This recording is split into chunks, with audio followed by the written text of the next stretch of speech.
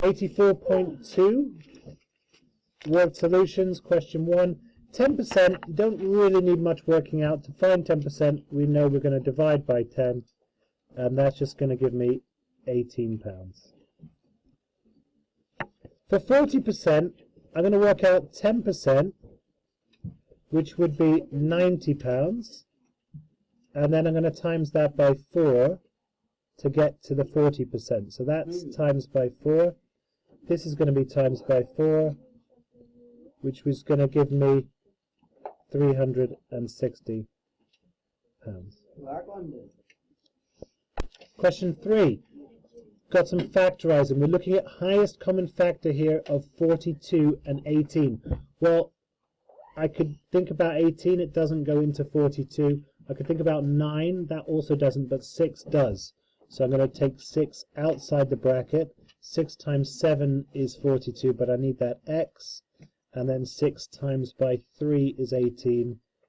And I need to have that as minus 3. Highest common factors here of 28 and 12.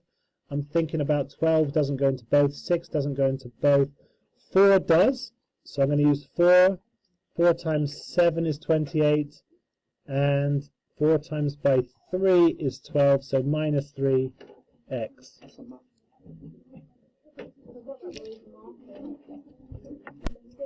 Question 5.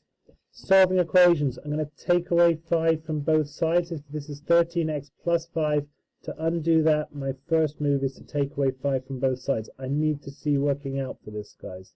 That's going to give me 13x is equal to 78. So 78 I've now got to do divided by 13.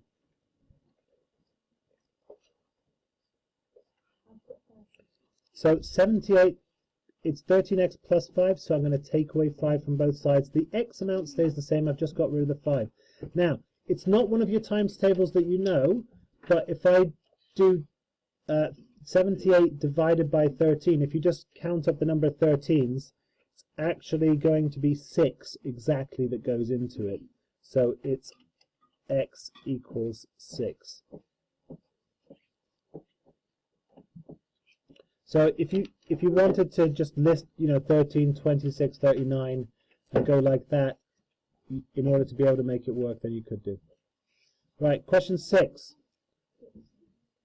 First thing I could do here would be divide both sides by 4. Or you could expand it out first. So there's more than one way of doing this. So 112 divided by 4, I'm just going to do a little calculation there. So 4 goes into 1, not at all. 4 goes into 11 twice. That gives me 8, 3's left over, and 4 goes into 32 8 times. So I've got 28. So I'm going to have 28 here, and on this side I've still got the 3x minus 2.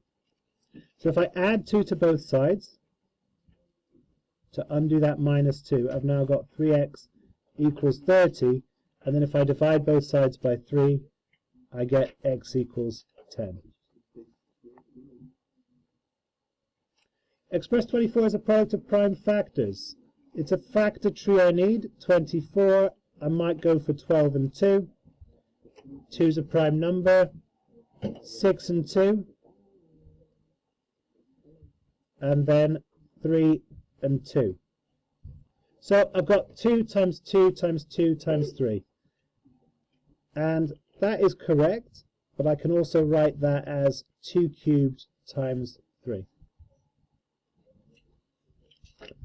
Right, 3,360 is a product of prime factors. It's a bigger number, so what I'm going to do is I'm going to turn the page here so I can fit the whole factor tree in.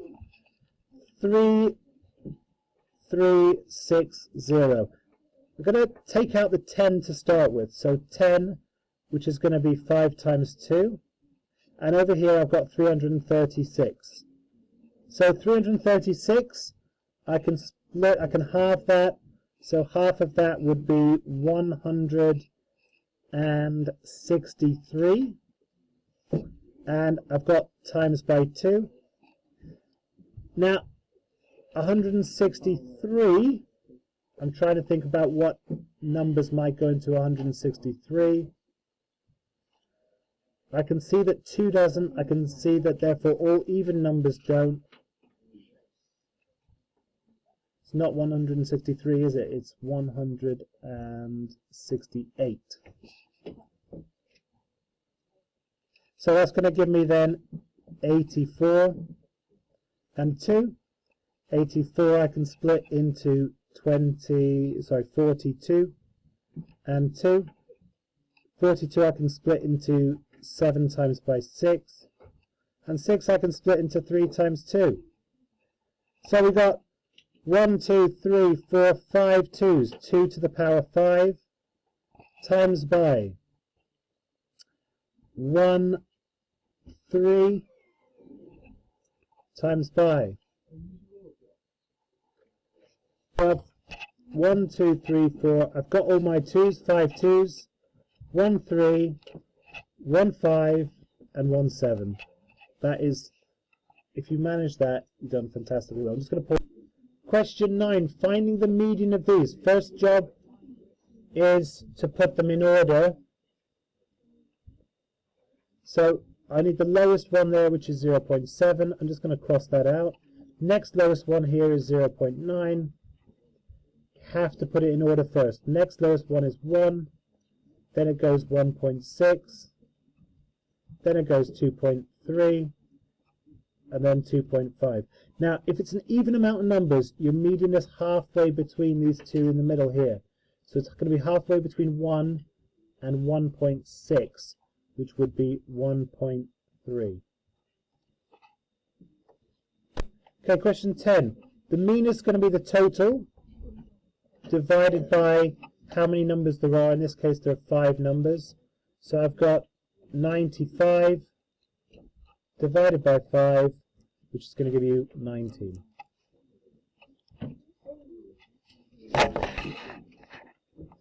Bid mass question. 4 times 5 is 20, plus 2, 22. More bid mass. Got to do this 2 times 9, which is 18, times by 6. So we've got 18 times by 6. Quick bit here. 6 times 8 is 48. So 6 times 1 is 10. Is 6 plus 4 is 10, so 108.